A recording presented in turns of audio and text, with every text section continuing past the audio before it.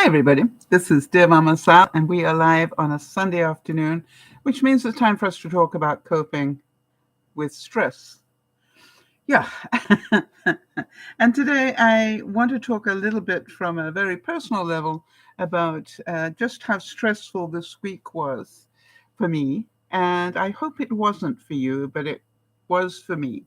And, I'm a great believer in sharing what is going on in the hope that maybe my experience will in some way help your experience. Just bear with me a second because I just want to, um, I've just managed to, I had to bring my laptop in to do the broadcast because, ugh, you'll understand later. It's one of those weeks. Um, and I will get there, hopefully. So, um, for those of you who are new, welcome. And just know that Dear Mama Sal is not just me, it's a group of people who get together 3 times a week. And I just wanted to say hello to Sharon. Hi, Sharon. I'm sorry you can't stay, but catch up with it later. Um, but, great to see you anyway. And big hugs. And I love the glitter. I did some of that this week as well. And to Jeannie, who I see was here, and also Jody, our admin, a very warm welcome to you all. And to all of you who are lurking in the background, because I know there are more people listening than I can see, because I can see that, if that makes sense.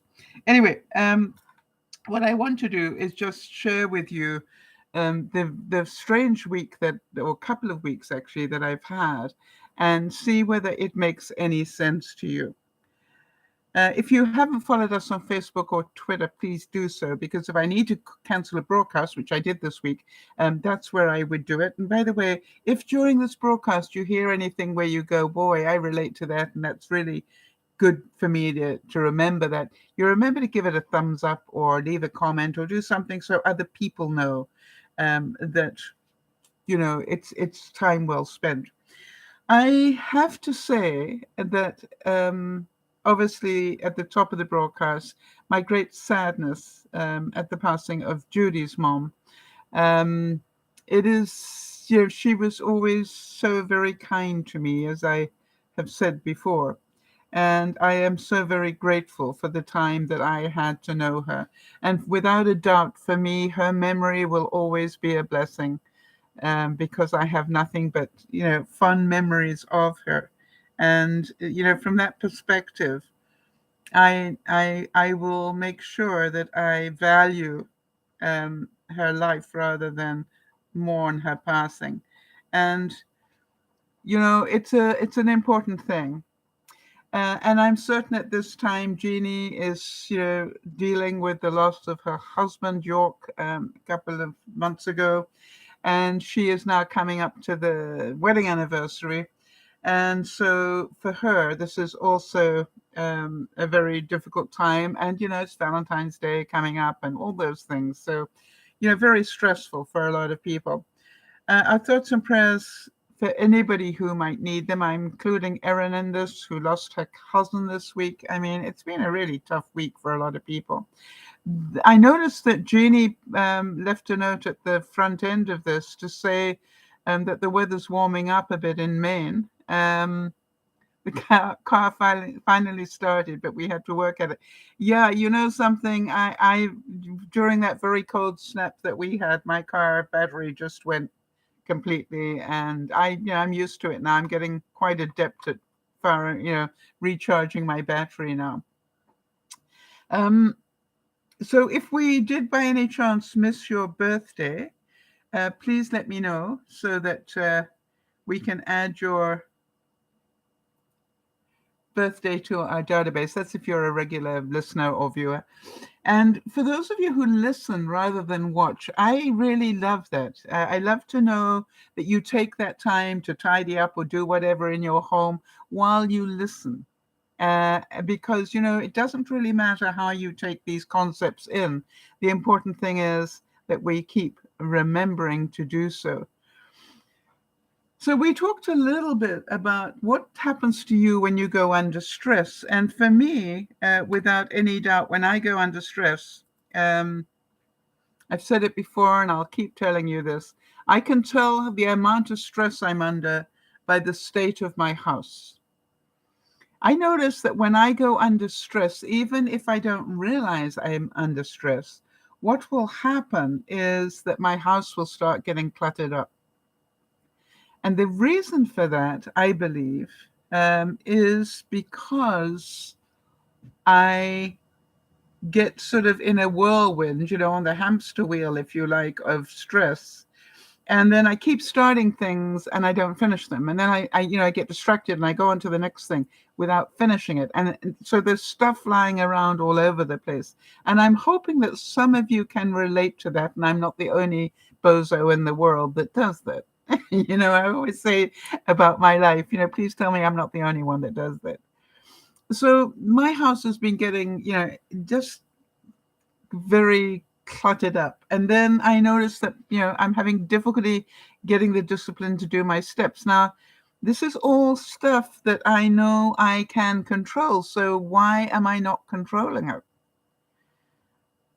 Well, let's see if it makes any sense to any of you. So what I found happened to me was, well, where do I start this? This whole thing about grieving, right? You can't rush it. You just have to let it take its time, and you know that you're going to go in waves, and some days are going to be better than others, and all those sort of things. And I know that there are a number of different viewers who are going through grieving of their own. And hi, Van.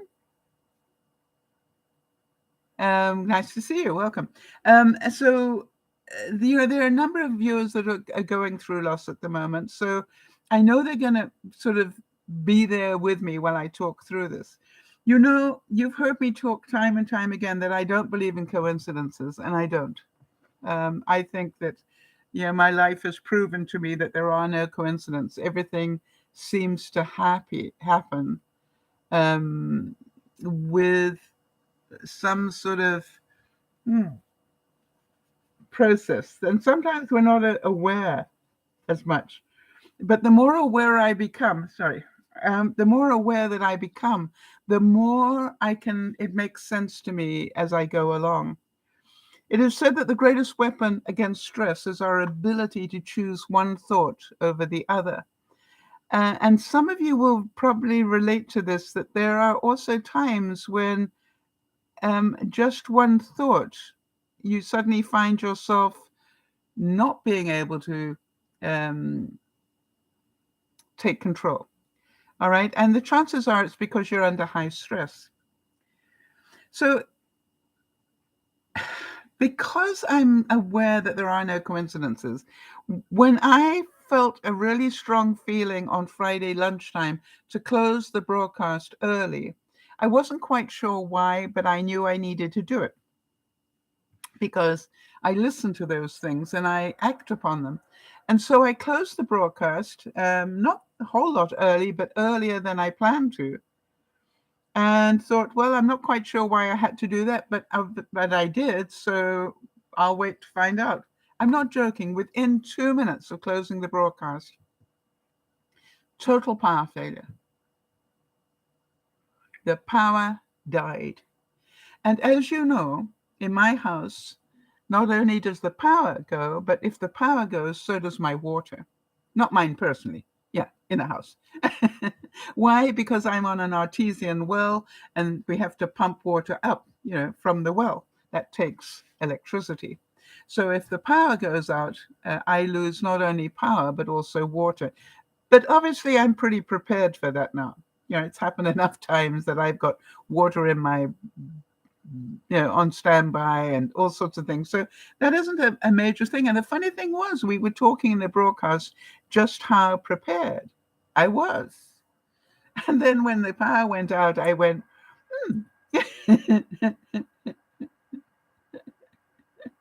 Now, that's not a coincidence. And what I did is I went and grabbed my battery pack that I showed you that I know will charge my phone. And then and my laptop if I need it to, and a few other things. I then turned on my emergency lighting system. I have lights that, you can use, and almost as good as regular lights, that you can put into, your light sockets, and you've got almost perfect light. I have through the house, I've got motion sensors. So whenever I walk through the house, whether there's power or not, lights come on because they are battery driven. I actually, yeah, and I, top them up every couple of weeks with my computer. So the funny thing was, I was, at quite a zen place because I had just been talking about it and how prepared I was.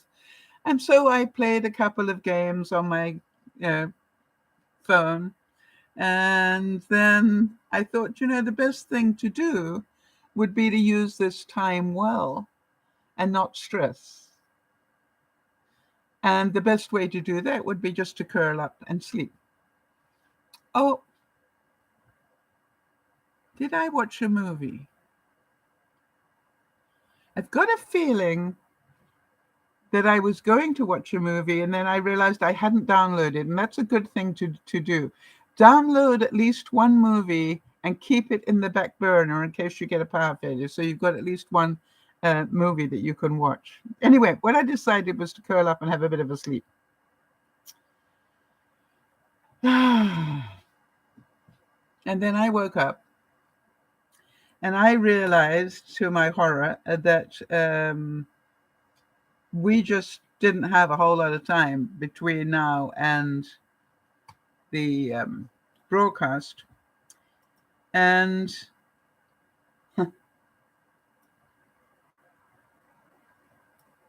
no power.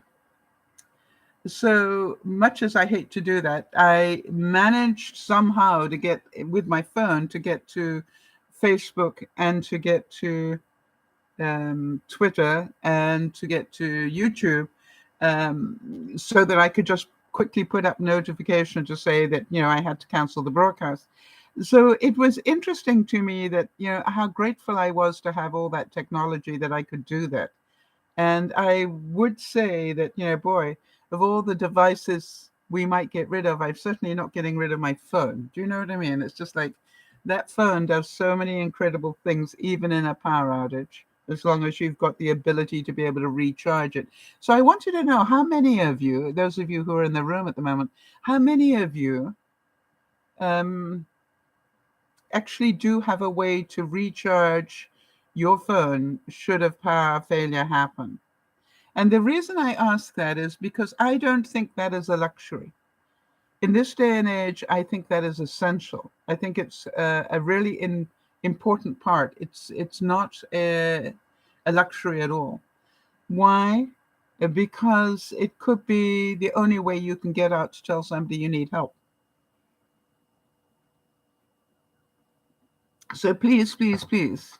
Okay, so Jody's saying, I have a power bank that I keep topped up. Well done, Jody. That's excellent. How do you remember to top it up? Do you have a sort of reminder in your day timer, or how do you do that? Is it part of your routine on Mondays while you're making your telephone calls? Because I know that's your routine. Do you also charge up? And do you link it to something else that you do automatically? Because that's a really good idea. By the way, I charge up my battery pack. This one, hang on.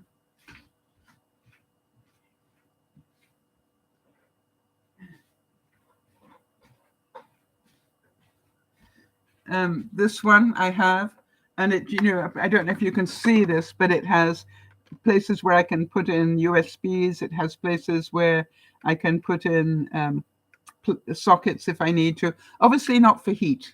This is just for running devices. But I charge that up again, top it up at the beginning of every month. If it's the first, then I know it's the day to do that. Or at that first week, I do it during there. So Jody's saying it's her battery power bank is sitting right in front of me in the side table, so I don't forget. A reminder is a good idea, though. Yeah, I do suggest that for those of you. I have certain things a list that I read down at the beginning of each month and the beginning of each week. All right, I read down a list, and they are my weekly tasks that I know come up every week. And then what I do is, as I tick it off, I put it forward to the next month or the next week, whatever it is that needs it. So just an idea. Don't stress the could haves, if uh, the should haves, or the would haves. How many of you know that that is a total waste of your time? And what I love about that reality is that, you know, um, we're also brilliant in the hindsight. Yes, Jeannie's reminding us that her daughter in Austin, Texas, had no backup and it upset her. Yes, so a great Christmas present or birthday present, give her a power pack. Either a big one like mine, although that's fairly expensive, but definitely for her phone. And, she was out for 36 hours or something horrific. So really important thing to do. And of course it upset her. Anybody, you see, it's a loss. It's like, it's a, suddenly our greatest fear is not to be able to communicate with anybody and tell them. And also look at the effect it would have on you as well, Jeannie. If she can't let you know how she's doing, you will be under stress as well.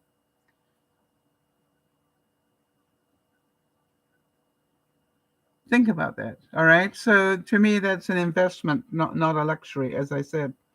So um, I also have to remember that I'm very fortunate. Not only do I have my phone, but I have 3 different computers. 1, 2, 3. Yeah, one that in my living room, um, one here that I do the broadcasts on, and another one in my craft room. And I have a tablet. And they are plugged in all the time, so I know if there's a power failure, I've got all those topped up. All right, so I've got a lot of bandwidth in terms of that. The important one, of course, is the phone. Now, I do also have a landline, and obviously my landline, my remote phones obviously will stop charging the batteries if there's a power failure, but I've got 2 of them. So, I've got a lot of ways that I can do that. So I felt pretty good. However, what I wanted to say was that even with all of that preparedness, do you all relate to the fact that your body still feels in some way that it's gone under attack because somebody's upset your status quo? All right. I mean, I could feel the stress of having to cancel the broadcasts when I didn't want to. I'm going, but I bought all this food so I could do this broadcast. And by the way, I ended up still cooking it and it was great. Um, so I will do it. What I've decided is I've just put the same things on my list to buy again for next week because I definitely wanted to share that with you. So, I got a few hours sleep and then, I did the thing and told everybody I couldn't do the broadcast. So that was okay. But, it's been a strange week or couple of weeks because about 10 days ago, 2 weeks ago, the light in my bedroom, I've got an overhead light with a fan on it. For some reason, it just didn't work. It died. And I went to go and turn it on to do something, and I went, "That's funny. That's not working." It died. Why? And I checked all the usual things, and I still couldn't get it to work. And I thought, that's strange. Why would that have died? Still haven't worked that one out.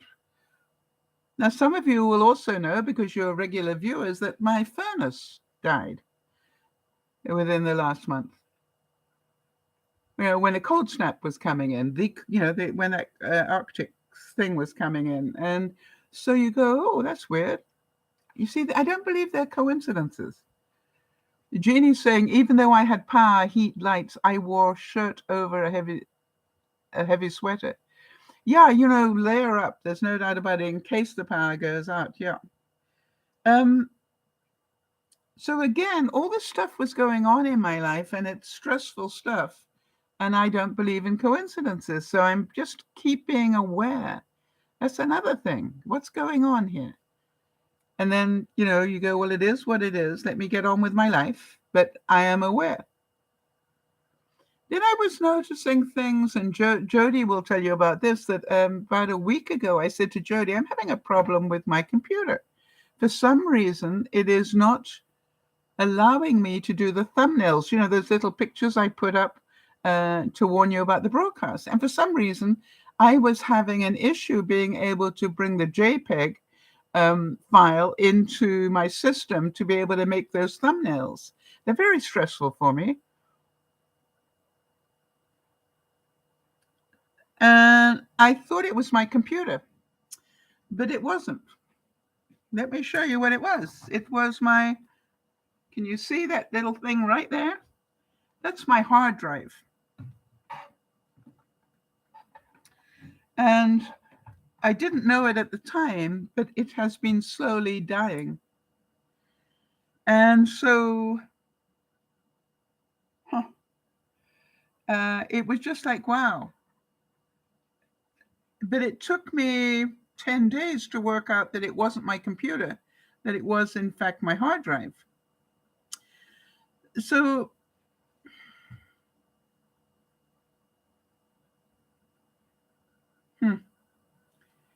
I looked at it and went, this is really weird stuff.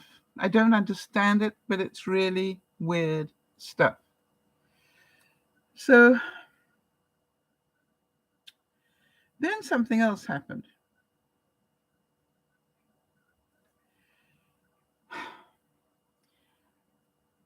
When I realized that my external hard drive was having a major problem, I was panicked for a second, because on there, all my accounting stuff and all my important things, my will and stuff like that, anything that I've done over the last 2 years is on that hard drive. And it's not in the computer because computers crash so often. So I had it on the hard drive. And, I had the hard drive Velcroed to my laptop so it couldn't fall. I thought I'd done a good job of protecting everything. And then it started to fail. And what I decided to do after I had that moment of panic was just to breathe and go slowly, as you know I do. And I just went, okay, let me sleep on it and see what comes up. And so I went to bed, and the next morning I woke up, and what I noticed was somewhere in waking up, this thing about my computer came back, and I saw a picture of the computer in my craft room, where I had taken the hard drive to download a lot of stuff of my design program for making the Christmas villages. So I said, well, maybe I can get it to work on there enough to be able to, get that information off there. But, I was scared. I don't know if that makes sense. I was scared. What if I do that and I nuke it completely? It was scary for me. And I just, I just can't tell you how scared I was. And I went, get your big girl pants on here and just do it. So I connected it up, and I actually could see the files, which was amazing for me. And then I went, okay, now just very quietly start uploading them. And I did. And I got them all off. And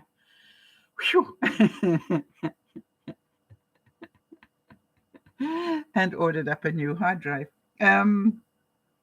So, it was just like, it was a weird week. Then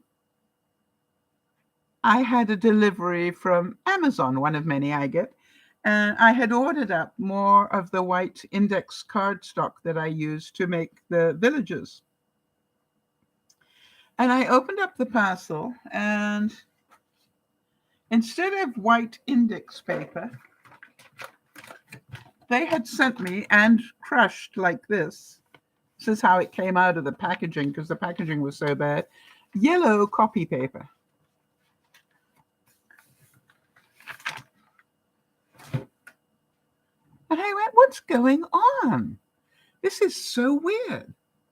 So, I went through the system, which I'm quite good at now, and, to do a return or a refund thing. And guess what they said? On that particular item, they don't do it. And I'm going, what? I just paid close to $30 for index cardstock.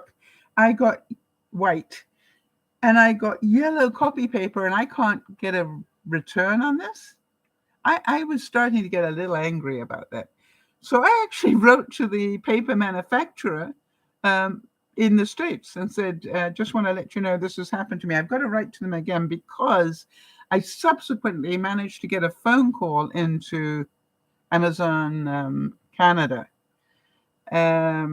who were really good, and they understood what had happened. Said to me, don't worry, you don't have to return the paper, use it or donate it, whatever you want to do. But we will be sending you more cardstock. I said, thank you so much. This bright yellow, really, I don't have a lot of use for in my life. Although I'm thinking, I'm not quite sure what to do with it, but I will find it. It's, it's not even thick that I can make Easter cards out of. It's thin. And so maybe I will need to donate it somewhere. Now, there was more. How many of you remember my lettuces that I was growing and they were looking so healthy and one started to die? Remember that? And I said, I don't know what's going on there.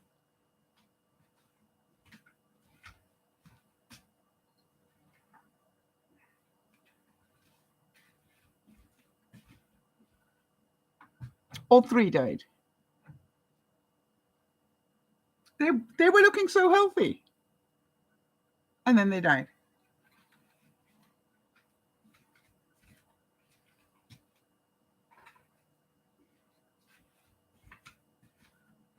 And I'm going, what on earth is going on?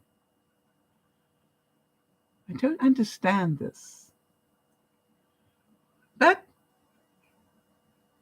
I have that thing where I go, today I refuse to stress myself out over things I cannot control or change. And by the way, stuff was beginning to die suddenly in my hydroponic system as well. Weird. I was very aware. And there are no coincidences. You understand? It was just like this stuff. And then earlier in the week, of course, I heard from Benji that Judy's mom had passed.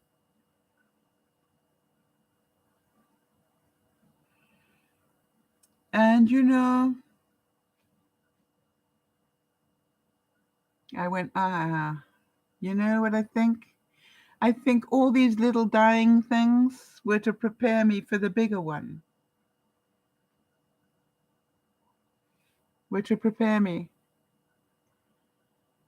Oh, interesting. Jeannie's asking me whether, my plants died because of that cold spell and I didn't have a furnace. It is possible, but the house didn't get that cold. So I really don't know, Jeannie, what happened. But thank you for the insight. That, it might have been something to do with it. But it was just like, isn't that weird? And then Benji phoned me to let me know about the passing, and I just was so sad. So sad. And then I just sort of, it was like all the little bits came together and I went, this is beginning to make so much more sense. And, I would encourage you to see that life sometimes does start warning you that things are about to happen. That is my belief anyway. That's what I've noticed. Very few things actually happen in isolation when you look back on it later. You think at the time, gosh, I had no warning of that. And then if you really are aware, you realize, yes, you were warned, but you didn't know what it was. It is said that stress is not what happens to us, it is our response to what happens. And our response is something we can choose. By the time the power failure happened and all that went on, I said, you know something? What have I just given a broadcast on? And what I'd given a broadcast on was slowing down. And I thought maybe what I need to do is just take it easy. Stop worrying about the mess. Stop worrying about packaging things up and doing experiments. And I'll talk about that in a second. But just stop and slow down enough so that your body can grieve. Slow down enough so that it can heal. Slow down enough. And so what I decided was I would take the weekend off, basically, from doing all my little busy things that I do. And I didn't even say and tidy up. I didn't do that. I just said just stop. Don't worry about anything.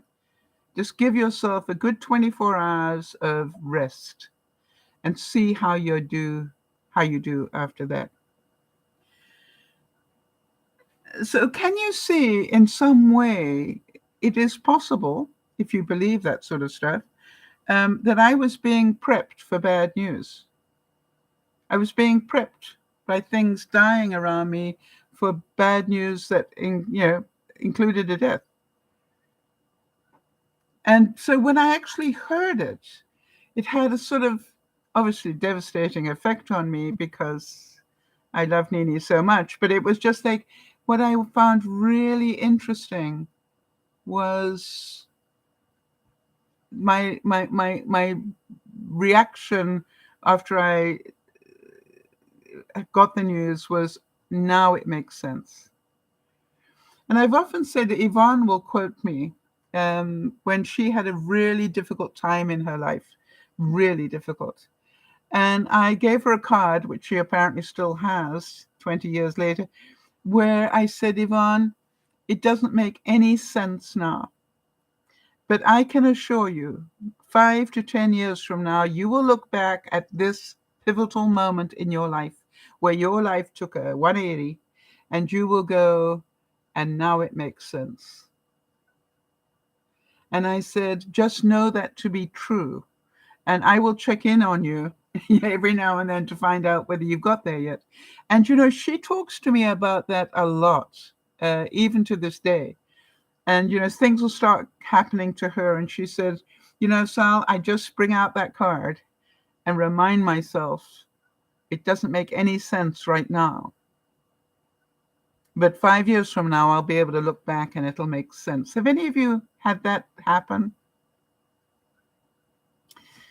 And, if you can see that that is what happens, then you will not panic as much. And that would be my wish for you. The same thing as when I thought, hi there. Hi, Kanzi, good to see you. And I'm glad that you're here. Did you get your decluttering done, Kanzi? Let me know later. You don't have to do it here.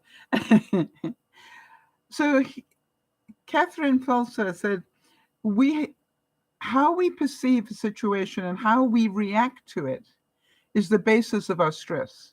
All right. If you focus on the negative in any situation, you can expect high stress levels if you focus on the negative of it. However, if you try and see the good in the situation, your stress levels will greatly diminish. And you're going, yeah, but Sal, how do you do that with a death? Well, all I know is that when I heard that, yes, I was desperately sad for, Judy's daddy, and also for Judy and the family that are, obviously we're all gathered. But it was like I didn't need to be sad. All right, for me, because my memories were so good, and I wanted to hold on to those. Jeannie's saying my mother used to say, "Some mornings I am worrying about so and so." You read the paper and find that's person's. Oh, you. So some mornings I'm worrying about a person, right? And then I read in the paper that they passed. It happens. Her feelings. She also had very strong feelings like that. Yeah, and I cannot tell you how many times I think about I really should phone, and then they'll phone me, and I go, "Oh, you saved me a call." And by the way, if you don't think that you were on my list to call today, I can show you a photograph of my day timer if you would like to see it. All right. And they'll say, "No, Sal, I know you." And if that's what you said, then that's true. And I said, "Yeah, it is." You see, every day brings a choice. Every day brings a choice. Do you want to practice stress, or do you want to practice peace? Because both of them are possible in any given day. Even in our most stressful days, by a change of your thinking, you can choose to find peace if you have control of your mind to some degree. And that's called emotional intelligence. And I think a lot of you have learned, as we've been talking about this stuff over the years, a lot of you have learned, it is possible. Some days you're better at it than others, right? And it also depends about how intense is that piece of information. Hi there, Kimmy. Good to see you as well. So Lee Iacocca, a well-known businessman, said, "In times of great stress or adversity, it is always best to keep busy, to plow your anger and your energy into something positive." And that I really have to say, I think I've said to you before, it's something that Benji talked about, was that whenever he gets angry, he starts cleaning the house. He uses that negative energy for positive results. Use the negative energy for positive result. And so it was really an amazing sort of week for me in so many ways. I could have curled up in a ball and just cried my eyes out. I chose not to. What I decided to do was, who can I bring some joy to? And what I did was I packed up a whole set. Where's my? Oh yeah. See, this is like this is group one of the Christmas Village. It's actually my packing list, but there it is, group one. And I packed it up into a new box. I can get it all into that, and it's safe with lots of fragile stickers on it. How many of you know it's very? I don't know why, but it's very rewarding sticking the fragile stickers in. And I now can do all the postage stuff, much better. And what I did was I packed this up, and it's going out to somebody I know to bring them joy, because that is using the sadness in a constructive way. Oh, Kimmy's saying she's trying to get everything done before it snows again. I want to tell you, we've got a week of rain, so I'm breathing very, very much more deeply now, and I'm much happier. But we sent it, down your way and over to Jody. What's it going to do up your way? And I noticed Jeannie said that the weather is a little warmer in Maine. I know it's been how low did it go, Jeannie?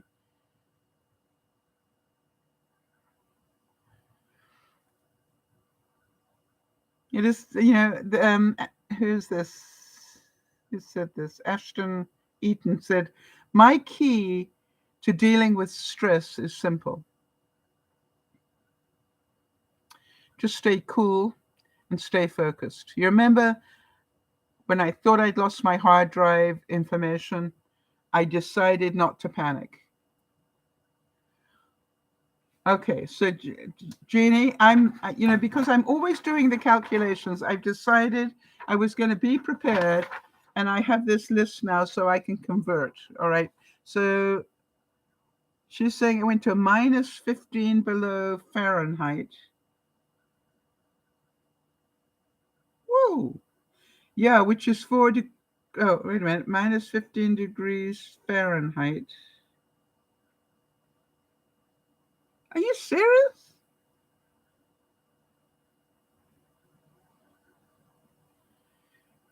That is seriously cool. Okay, this won't tell me today. It went to 1 degree Fahrenheit, not minus 15. All right, Jody, could you just quickly do a little run up for me so we can tell the people who talk centigrade what that is?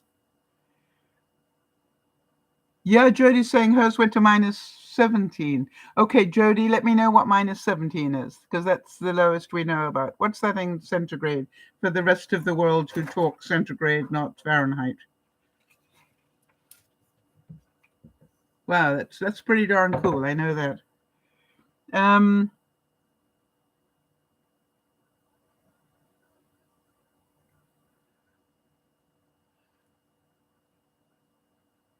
Are you serious? Kim's saying that in Wyoming, where she is, it's been minus 40.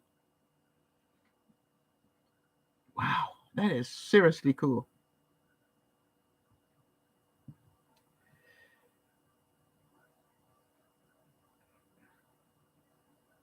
Okay, thank you. Wow. So that would be the minus 17 is minus 27 centigrade. And we were minus 10 here in southern British Columbia. We went to, I think we went to minus 17 that time. No, it was 17 inches of snow that we weren't expecting. I think we went down to minus 12 or something centigrade. It's so funny. Kimmy's saying we finally got up to 27 degrees today. Isn't it funny how that feels like, tropical? I say that because we're nearly into double digits. Yeah, Kenzie's saying she's in New Zealand. She says, I can't comprehend such cold temperatures. I think the coldest I've ever experienced was something like minus 7. That would be centigrade, right? Yeah. Yeah, Kimmy's saying, she agrees that it feels like a heat wave when you go down. It's the worst since the 1940s, yeah. So you look at it and you go, you think you've got it cold, and then you think about Kimmy. How on earth do you cope with that sort of temperature, Kimmy? I mean, I presume that you keep inside as far as you can, and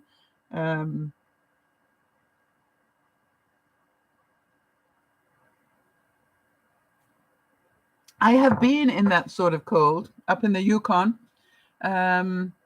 and actually enjoyed it, quite honestly, because I was on a great trip, and I even went on a dog sled ride with very cold temperatures like that. And I was in between two speeches. I had done one speech to open up a convention, and I was due to go back and close it in the evening. But in between, I went on a dog sled out into Lake Labage, and it was wonderful.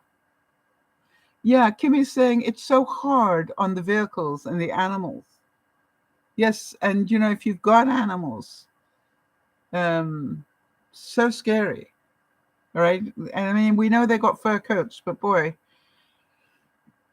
that's seriously cold. And you if you got pets, they're not used to that sort of cold either. So it said that stress is the inability to decide what's important. So what it's basically saying is that if you go under stress, understand what's important, And how many of you got an expression in your life which you might want to get rid of that says, well, and it's okay, nobody died? Because, maybe somebody did.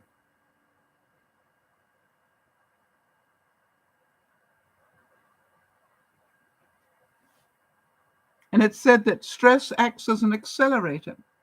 It will push you either forward or backwards, but you will choose that direction. Remember, you can either use that energy for positive or for negative. And I was just so amazed that staying in the moment each time something else went weird, I went, I'm not sure what's going on here, but I will understand it later. And then got on with my life. And then, boom, I got that information about the passing of Judy's mom. And it was really weird. It was like I exhaled. And so, when you look at it, just understand sometimes the universe is preparing you for stuff you're not really aware of. All right. And Kim is saying we keep our pets indoors in winter, only letting them out for about 3 minutes. Yeah. It's like keeping them warm and safe is really important. It's just too cold. Right. Yeah. And I've got a quote here. And that says that a good way to overcome stress is to help others out of theirs, which is why I did a care package, because I knew as I packaged that up, I was doing it. It was a multifaceted thing.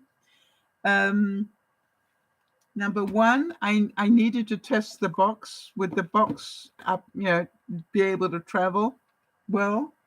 I needed to, practice packing stuff into the box. This is 1 inch smaller all the way around than the other box I had. But it was just like a whole process of things that I needed to experiment with. And then I went, but most of all, it's going to make that person really happy.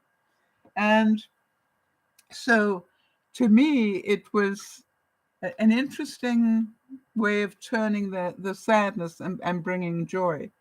And then I had the joy of being able to contact them and tell them the parcel was going to be on its way on Tuesday, which is the day I go out and do things like that. And I said, and here's your tracking number, because I already have that. And, it was just like, and with any luck, it'll get to you, in the next month, if you're lucky. So it was, I don't know, it brought me joy to be able to do that. Does that make sense to everybody? So I took the sadness and did something that would bring me joy. How selfish was that?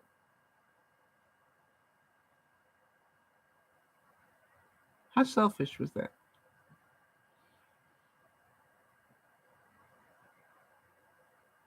Einstein said that a calm and modest life brings more happiness than the pursuit of success combined with constant restlessness. I think we had a quote about that on Friday where it said it's not about downsizing as much as it's finding out what you absolutely can't live without. And so much of what we hold on to in our lives is stuff we can actually live without quite happily. And that is the trick, start getting rid of the stuff you can live without. And as you know, we have a group of people who are now on a mission to do that, but we only spend 15 minutes a week doing it. And the goal is, can you fill 2 grocery bags with stuff to leave your house, whether it's to leave your house to go to the car because you're going to donate it, or leave your house to go to the your garbage bin because that's where it's going to end up.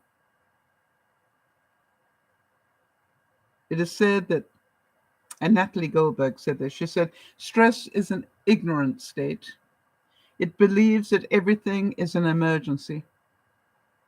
Nothing is that important. Remember when I had that issue with my hard drive, my external hard drive dying, and I decided not to panic, but to sleep on it and see what my mind brought back for me. I'm so glad I did.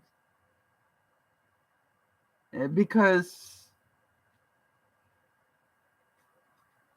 because it made life so much more simple, right? It made sense to me. And by the way, one of the other things I did is I said, I wonder whether I can now get my thumbnails to work. Remember, that was the warning that was coming up for me that I didn't realize. And what I did was I downloaded some stuff and I did it directly into this computer, which I don't normally do because it's one of these new ones with very little space on it for that sort of stuff. So I always downloaded stuff into the external. And so I downloaded it into the computer itself and then went to go and make a thumbnail, which you will be pleased to know worked very well today. So, it's like, okay, now I definitely am confirming what the problem was.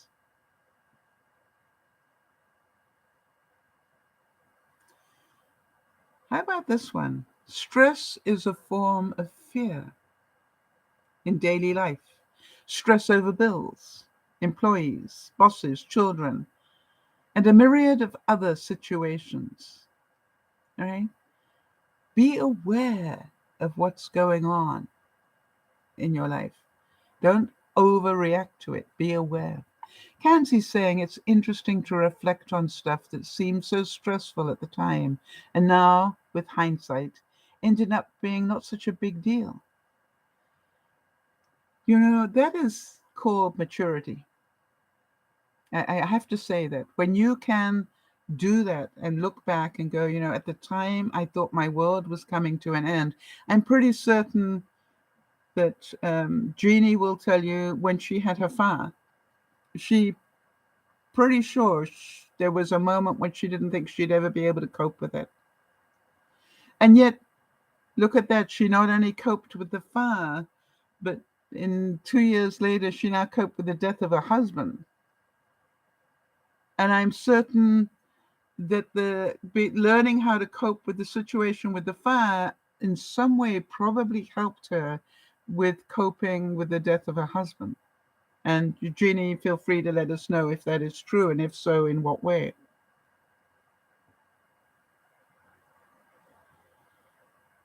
Yeah, Kanzi's saying some of it was absolutely deserving of the stress, but so much of it was a waste of that energy. Yeah, I want to tell you, what's a total waste of energy? All that negative stuff, anger against somebody because they betrayed you, or, all those sort of jealousy type,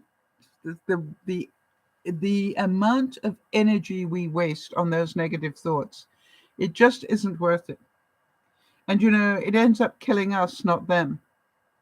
And that is they just carry on with their lives. I tell the story, and some of you have heard it before, but I have a friend of mine, and I had the fortune or misfortune to travel with her in a car one day, and somebody cut her off. I could not believe what happened to her. She hunted that guy down with the car to cut him off. And I'm going, you do realize you're putting your life and mine at risk in what you're doing? I don't care. He's got to pay for what he just did. And I said, what makes you think he did it intentionally? And it was just like, wow, the anger that was so unnecessary. And for all we knew, and by the way, she was swearing and cursing at him like you cannot believe. And I'm going, why are you doing that? He can't hear you. The only person that can hear you is me and you. And it's just like, you're stressing me out, not him. When your body is filled with stress and anxiety, it's trying to tell you that you need to make some changes. True. Thanks, Jeannie. Jeannie's answering the question I asked of him. She's saying, I have a survivor mentality. In 1974, I lost a dear friend to violence. Anything that follows has not been as bad, even the fire. Yeah, I must admit that one of the things I said with the fire when I was talking to the insurance people, I said, actually, sad as it may seem, it's not my first fire. I had one in my 20s when an asbestos heater Remember those? Caught fire. And I woke up with my bedroom in flames. I mean, that was, pretty scary. So, yeah, I think that's called experience, right? And so that first major death is uh, it has an impact. I am quite certain that you will all understand that the loss of a parent is devastating, because it then brings forward our mortality. Suddenly, and especially when both parents go, then you go, well, now I'm the old generation now. And that's sort of a not a nice feeling for a lot of people. But the interesting thing is to give yourself permission to be, right? You're a human being, not a human doing. So think about this. And I said that it's okay to start over. It's okay to rebuild. And it's okay to be scared. And by virtue of that, you understand it is okay to be sad. It's okay to be angry. It's okay to feel. Just how long are you going to feel the negative? And have you learned the skill to overcome the negative with the positive? And if so, if you can do that, you have a much happier life. And that's what I would wish for you all. And that survivor mentality is a great thing to have. I'm lucky I have it as well. Um, I would imagine quite a few of you do. I'm thinking Jodie must have a survivor mentality. She's overcome cancer and other things and still battling illnesses, but she definitely has that survivor mentality. I'm thinking about Lauren in Tasmania, who spends her life in a wheelchair. And I'm thinking about Erin, who lost her cousin. Erin's basically is the greatest inspiration to me, because she manages life only being able to control sort of one arm and her face. Basically doesn't have control of the rest of her body. And I go, anybody who could be happy in that situation has a lot to teach me. And so to me, one of the greatest hugs I ever had in my life was the one that I shared with Erin. And I am so grateful, because when she had the loss of her cousin, I could write to her and said, feel my hug. I know you know what it feels like. Yeah, Jeannie's saying that she misses York. That's her husband that passed. I miss York so much, but I talk to him at times, and I'm sure he is helping me. Yes, they never leave, do they, Jeannie? Really, when you think about it, the people you love that much, they never leave. They're always there in your thoughts, in your mind. And I want to tell you, I still talk to my mom pretty regularly. And not only that, she talks to me pretty regularly. But I must admit, mostly about my table manners and my bad English. What has happened to you? Since I can hear her say that. What on earth has happened to you? You used to speak such good English, and now listen to you. I can feel it, and I'm going, it's called Canadian. And she's going, I don't care what you call it.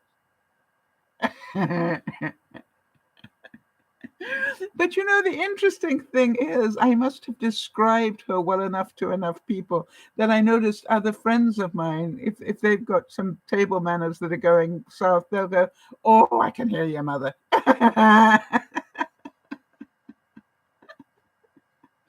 So remember, it's okay to feel.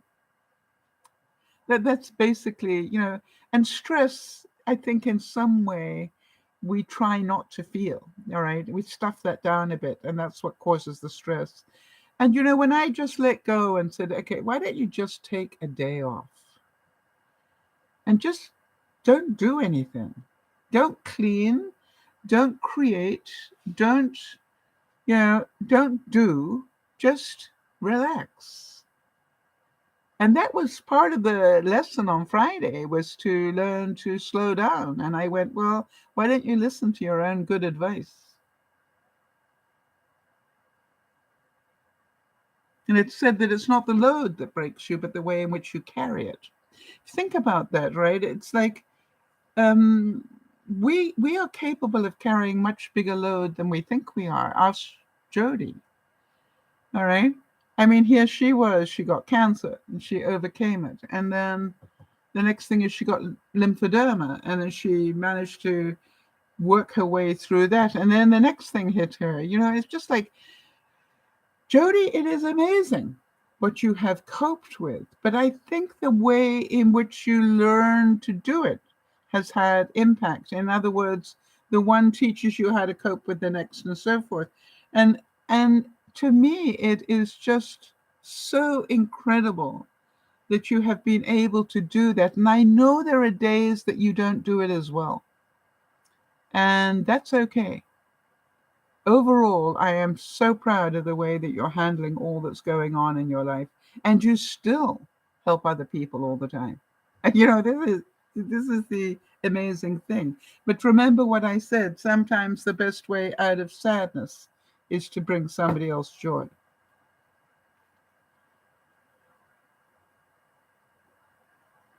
How about this one? Today, expect something good to happen to you, no matter what occurred yesterday. Realize that the past no longer holds you captive. It can only continue to hurt you if you hold on to it. Yeah, Jeannie's saying Jody is a great help to her. Yeah. And not just you, Jeannie, a lot of people. And that's how Jody copes with her sadness and her pain. And Jody's saying, thank you for saying that. I struggle with the days that I don't cope well. Listen to that. She struggles with the days that she doesn't cope. Do you feel guilty on the days that you don't cope well, Jody? Do you feel that you should be coping better? You asked me this morning, earlier today, you asked me, how was I doing? And I gave you an answer that I don't normally give you, which is pretty stressed, to be honest. I'm coping with stress. And, it was just like, there was great freedom for me to know that I could tell you that and you wouldn't panic. I'm pretty sure that you just went, well, knowing Sal, she'll cope with it. What was your thought, by the way, when I told you that truth? And by the way, there are not many people I would tell that truth to in that way. But I know that you know me well enough that, hey, acknowledging it is part of the way I get rid of it. Acknowledging it is part of the way out of it, I think. So I look at it and go, we are so fortunate to have each other, aren't we? And all the days I think about it, I'm so grateful to be doing Dear Mama Sal, because all the time I'm reminding myself of what it takes to not be stressed. Jody's saying, I didn't panic, but I was concerned. I'm proud of you for letting me know. Yeah. And that is also really important. I like this one. It says, stress does not go with this outfit. Kenzie, that's so wonderful. Kenzie's saying, I feel fortunate to have stumbled across this group. Yeah. But there are no coincidences, Kenzie. When you needed us, we were here. Kimmy's saying, I found that if I take vitamin D3 and a multivitamin, I can cope better with the stress and depression. I want to tell you, I believe that taking vitamin D was one of the major contributors to my not going into situational depressions. That and doing a lot of work on emotional intelligence. But I believe taking vitamin D every day was a major part of coming out of that. Worrying doesn't make any difference, but working does. And spirituality gives one the strength to work. So again, how many of you agree with that? Worrying about a situation does not change it one bit. Really. I mean, if you've learned that lesson, then you are free. You've freed up a lot of your time. How many of you are laughing when you think back how much time you have wasted worrying about things?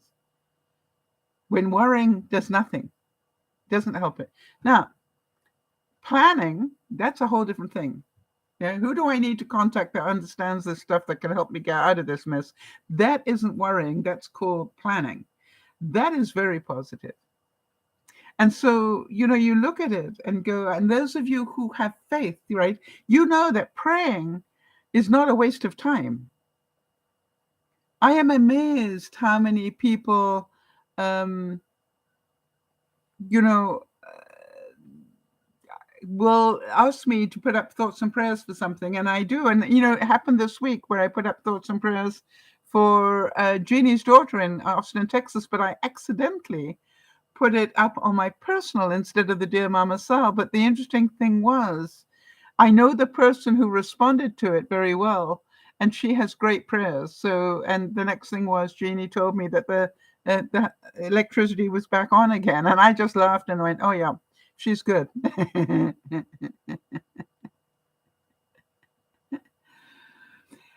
Oh, right. Now, interesting.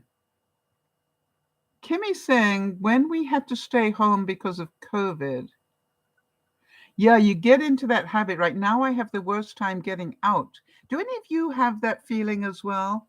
That you sort of have become more prone to staying in? Never mind the weather, just, it's just like you got used to being in because of lockdown. I don't think we will know the true impact of that, Kimmy, for some years. But I agree with you that we learned to not go out. And we have seen, the passing of a lot of good restaurants because of it. All right. They never got to reopen because people just didn't go out as much anymore. They got used to not going out. My favorite restaurant that we used to go to every Sunday, remember that? I used to finish the broadcast because we were off to the Chinese. That closed this year. On the 1st of January, it closed. And it was just like so sad. I went, wow.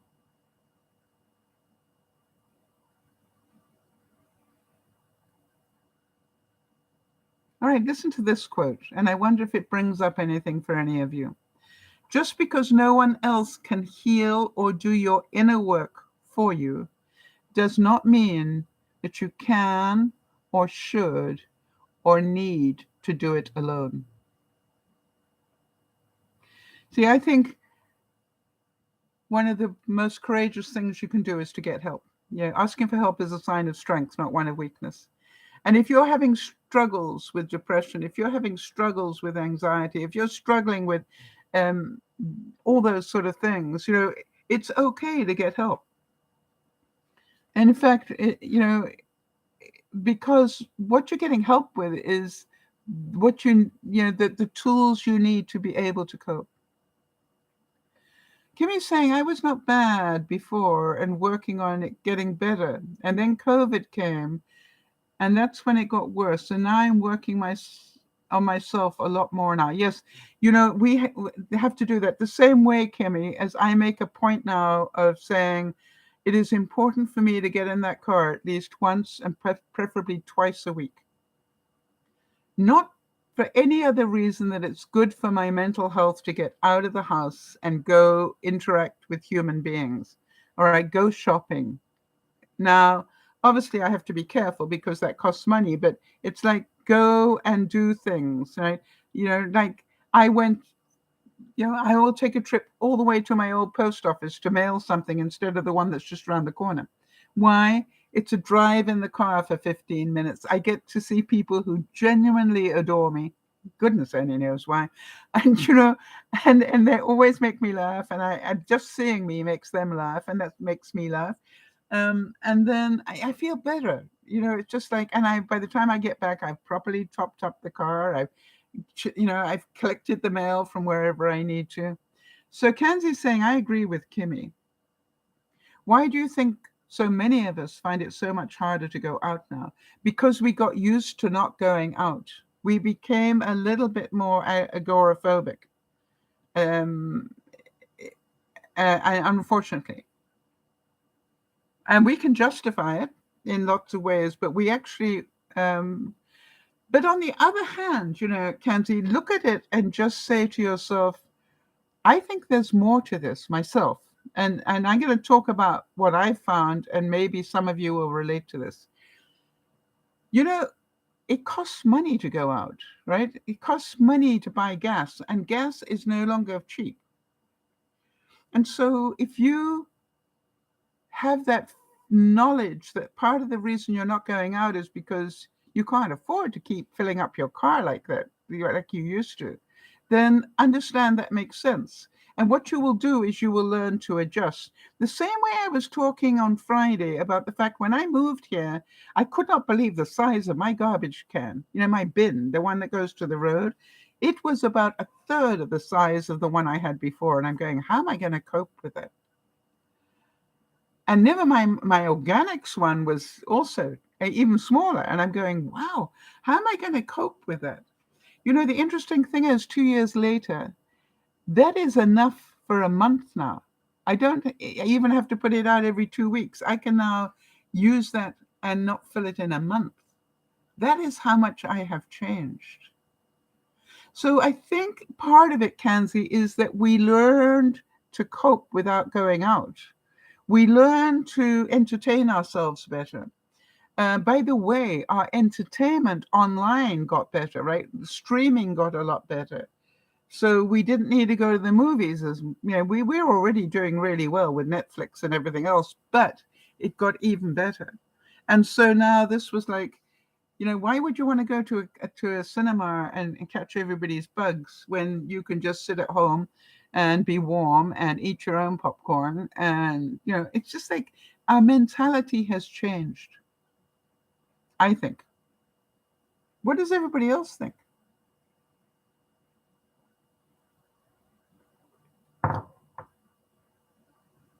Yeah, Kenzie's saying true. That makes sense. Well, that's just what I've noticed. And it's like, hey, I used to be able to afford to go out to eat. And Jamie is agreeing as well, and she's in California. So, I used to be able to afford to go out and eat, at least once a week, no problem at all. Now I'm going, hey, yeah. Now I do it maybe once a month. If not even that. Now what I do is I would rather have people come here where I can feed them here. I didn't know that. Jamie saying she lost her business. I didn't know that, Jamie. Wow, I am so sorry to hear that. And you were in the spa business, right? You were into doing spa things. I'm trying to think what the word is for that. I'm certain there's a good word, esthetician or something. But yeah, it's a luxury item. They had you resign for no reason. Oh, I am so sorry. You were a massage therapist. Okay, a high cost indulgence thing. Now, I'm not saying that it isn't important to have a massage for people, but what I'm saying is that it's a luxury item on people's list rather than an essential item. Again, if you are into the medical side of that, yes, that's a different thing. But you were into the therapeutic side, right? Helping people relax and so forth. But is it not true that people actually need it more today than they did then? They just don't want to pay the price for it.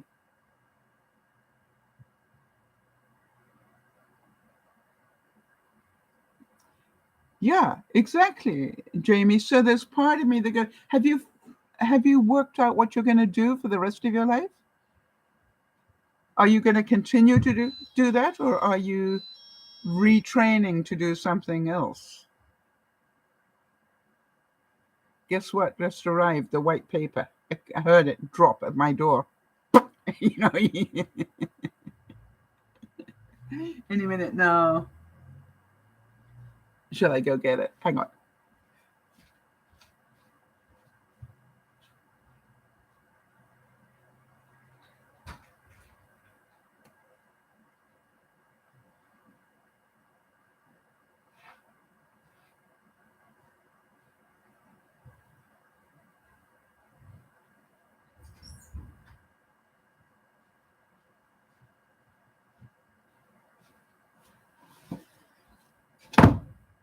And that's what I heard.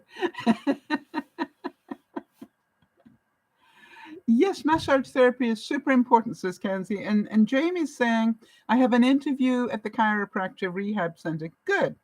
All right. Because your skills are still very, very important. Guess how happy I am that that arrived.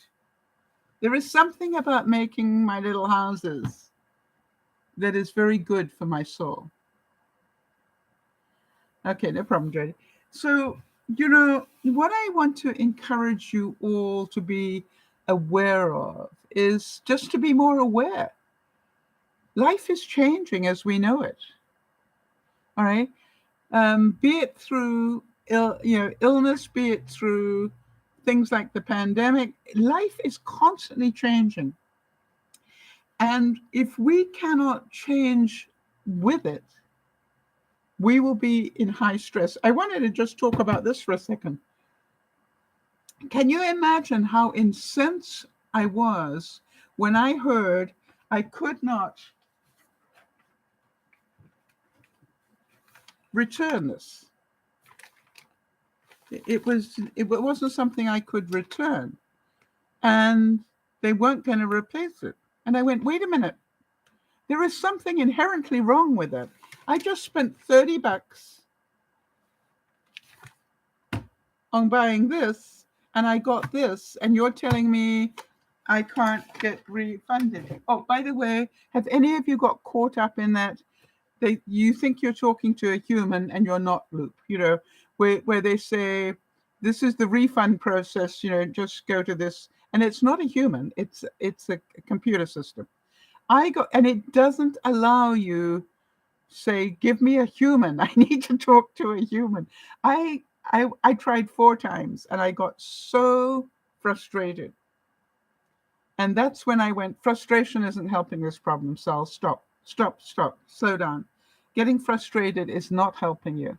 So what do you need to do? And I went, I'm going to contact the people who make the paper in the States and tell them this is what happens. Right? And so the funny thing was I did that. And then I got, there's that part of me that starts to problem solve. I went, there has to be a line that I can phone for a problem with Google. There's, with Amazon, I mean, there has to be a line and I eventually found it. And then I phoned, and it was in Montreal, and the person, had a very heavy French accent, but I did my best to be polite in that. And it was really interesting because I said, you will forgive me. And right at the very front of it, I said, please forgive me if I sound a bit snippy. But when you hear my story, maybe you will understand why I'm a bit frustrated. And I told the story. And as I told it, the person said, oh, yeah, I can understand. I said, I just spent $30 on paper that I haven't got. And I've got a ream of yellow paper that I don't need. But I do need this paper because this is what I'm making. And I can't do it without this paper. So, it was just like, please help me. And they said, no problem at all. I said, thank you so much. But, I nearly quit. Can any of you understand that one? I nearly said, something, just let it be, just reorder it. No, I spent $30 that I didn't get my money's worth, and I'm going to get my money's worth. And do remember, please, that a diamond is a piece of coal that did very well under a lot of stress. It's just like some people, it brings out the best in them to be in stress. I am pretty certain if you talk to Jeannie, she will tell you that the stress of everything that happened over the time of the fire, all the decisions she had to make, all the stuff that went on there, probably blew her mind that she was able to do it all. I know I have a lot of joy in telling people, all the colors you see in my house, every single paint chip, every single tile, and everything else that they had um, to do. Um, I had to pick all those things online because it all happened under the severe lockdown when we couldn't go to a store, you know, and I was picking things, colors and so forth, from a computer screen. I am so glad that I did as well as I did. There's part of me that needs to open this now. Um, so I've got this. I don't know why I have to open it. Why do I have to open it?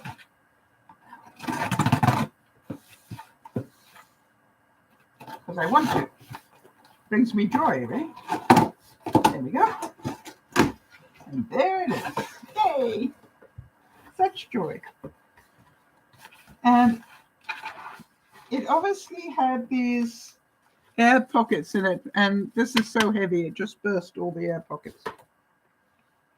How many of you think that there needs to be a whole thing on what we can do with Amazon boxes? Okay. Kimmy's saying shipping is outrageous now with the companies. I don't know if you heard me say this on Friday, Kimmy. It costs more. Listen, this doesn't make any sense to me. It costs me more to send this little box to Eastern Canada than it does for me to send it to Australia. That is how bad the shipping prices are in Canada. This box I can send to Australia cheaper than I can send it across Canada. And it's like not a little, it's like nearly $4 cheaper.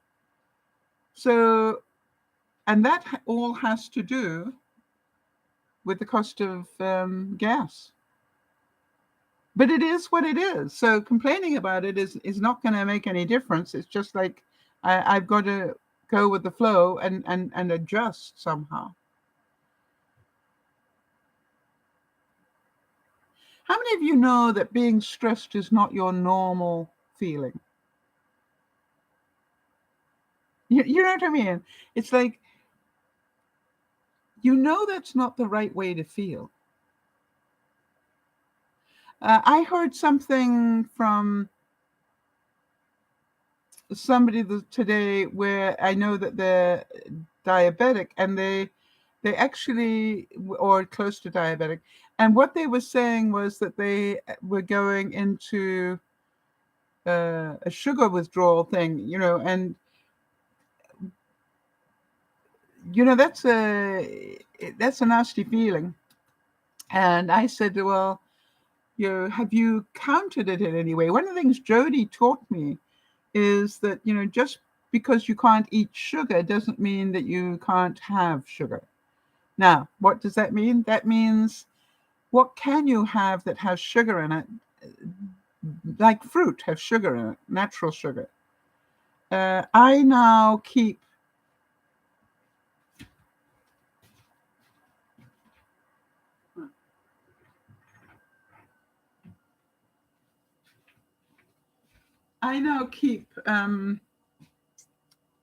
agave syrup in my pan. I never had it in my life.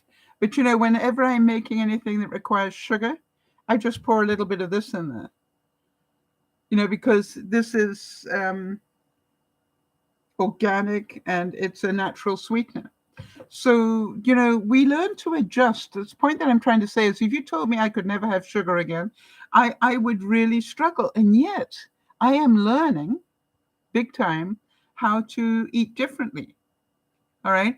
And still be able to enjoy things.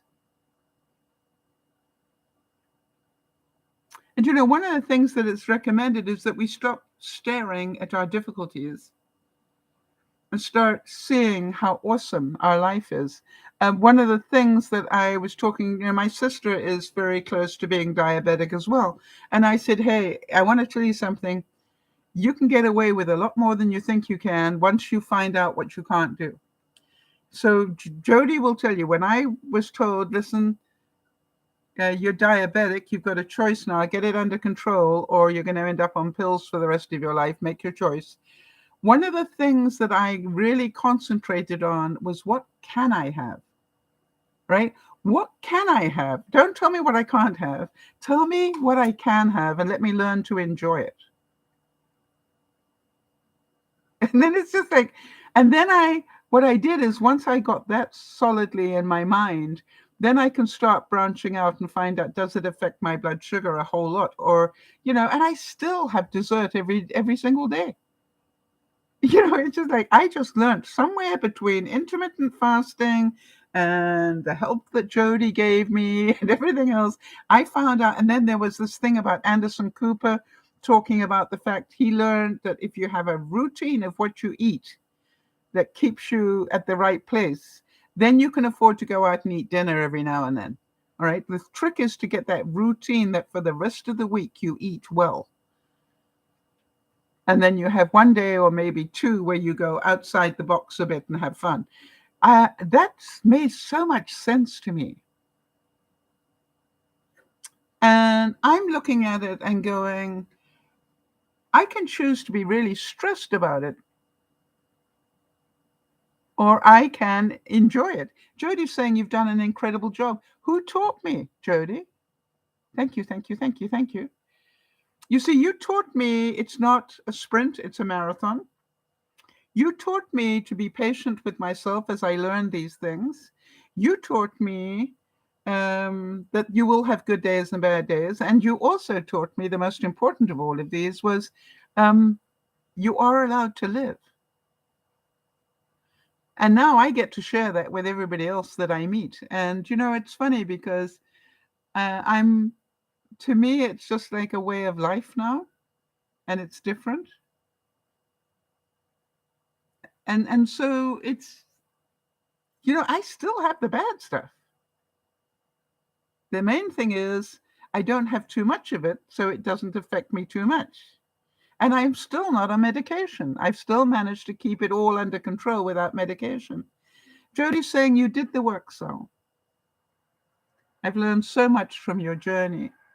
Well, I tried not to complain about it either, if that makes sense. I try to go, it is what it is, so smarten up. And the only way, one thing I learned very early on in business, the only reason to learn the rules, in my view, this is me talking, don't quote me necessarily, unless it amuses you.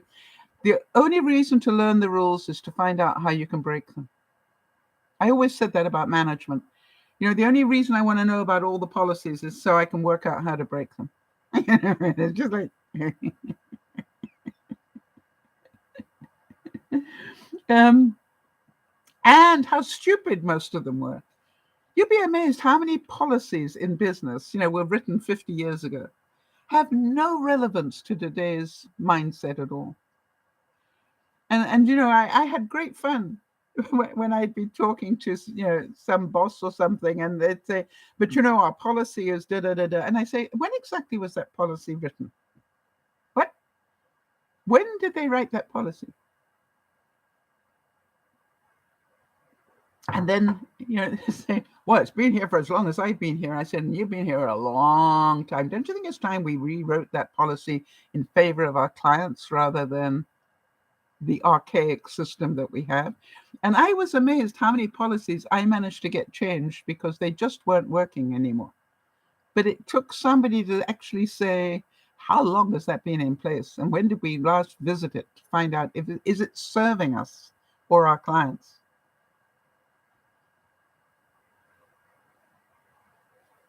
Think about that.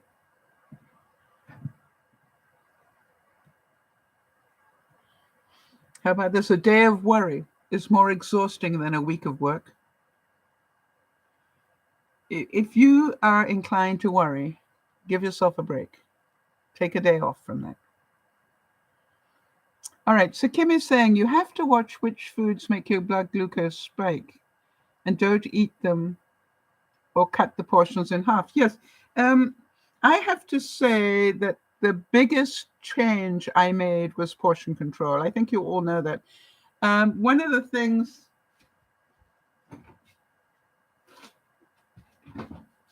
one of the positives, I know it's time for me to go, but one of the positives I found out is I learned to make my own bread, and now specifically pitas, so that I could have bread every day.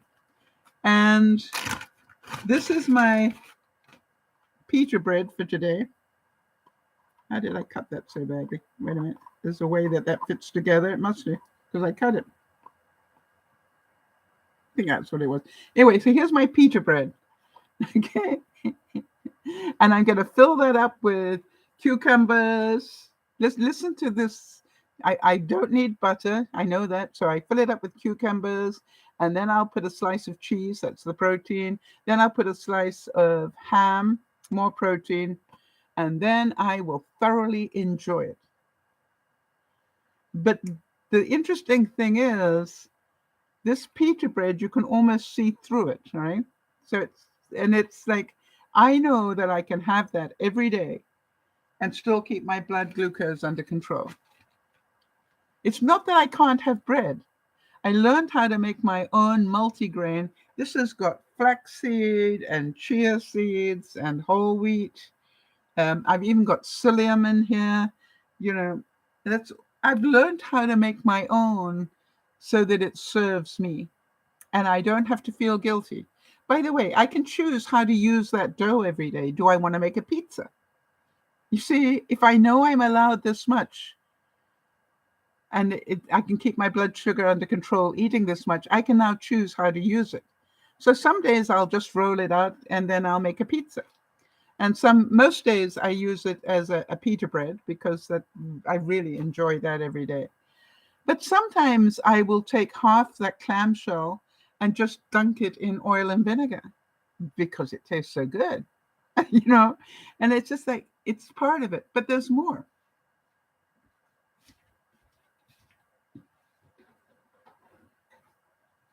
Actually, I should do this. I will repeat this next week. But I have a list of what I can eat every day. Look at this. Every day I can have a pita and not feel guilty. Every day I can have a salad. I can choose which one. I'm going to have coleslaw. Am I going to have caprese? Am I going to have, a Greek salad? Whatever. Every day I need protein. Jody, you taught me a big one on that one. We don't eat enough protein, which is why I have protein in my pita. And every day I ask myself, have I had enough protein? Do I need a boiled egg? Do I need, whatever? Every day I allow myself to have dessert. Portion control, but I have dessert. Every night I have late night snacks. And that's normally grapes and cheese and 5 crackers. And then if I'm really still in need of sweet, I also have a smoothie. Most days I don't get down the list. That's a funny thing. Most days I don't make it all the way down the list, but I can have all of those and keep my blood sugar under control. It's when I want to have them. Right? So some days I won't have the pita until dinner time, because I'll want it as, I will feel like having a pizza. So I won't have the bread until dinner time. So it's not about being stressed about it. It's how much fun can you have with it? Hope this has made some sense. So all of you, take it easy. Slow it down. And remember, don't panic. Panic is not going to help you. Right? Take the time to think it through. Talk to people who understand these things. I'm still waiting. By the way, if you wonder why haven't I had my light in my bedroom fixed, it's going to cost me $300 to bring somebody out just to see that light. Never mind fix it. I don't know about you, but I've got better things to do with $300 right now. Makes sense? It's like, why would I spend $300? I'm going to need for something else that they can work on as well. Yeah, at least two things that they can work on to make it worth my while. But just for a light that's not working, no, that's not worth it. I will wait until I need to do it, or find some local handyman that's not going to charge me $300 to have a look at it. This is Dear Mama Sal saying, take it easy, guys. I believe our life could get more difficult, not less. I believe that, you know, it's going to get colder each year, not warmer. I believe, and warmer, and warmer. I think both will happen. And I just think we need to just do the best we can with what we've got. And to remember that things don't always go right. And some days, Jody, you will have bad days, and it's okay. But please let me know you're okay, because otherwise, To all of you, my very sincere, I hope this has been of some help. And if it has, let me know so I know it's worth doing. This is Dear Mama Sal saying thank you for your help, Jody. And everybody else, have a great week if you possibly can. And if you can't, do the best you can. Bye-bye for now.